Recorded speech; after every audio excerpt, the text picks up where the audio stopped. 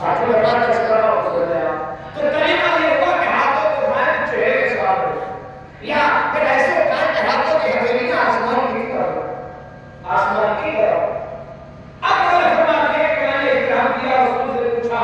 کہ میں دعا مانگوں تو کیا مانگوں تو ایمان سے پیغمبر نے فرمایا کہ جب تم دعا مانگو تو اللہ سے مانگو کہ اللہ مجھے کچھ نہیں چاہیے بس تو اپنی توفیق میں عنایت کرو عافیت کا لفظ ہے عافیت کا لفظ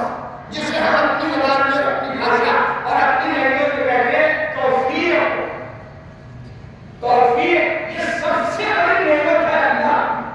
توفیق ہو جانا اگر توفیق ہے تو کتنا ہی تھکا ہوا آدمی کیوں نہ ہو مصلی بچھا دے گا اور رات کو 2 رکعت نماز ضرور پڑھے گا تاکہ اللہ کا شکر ادا کرے اور اگر توفیق نہیں ہے تو کتنا ہی طاقتور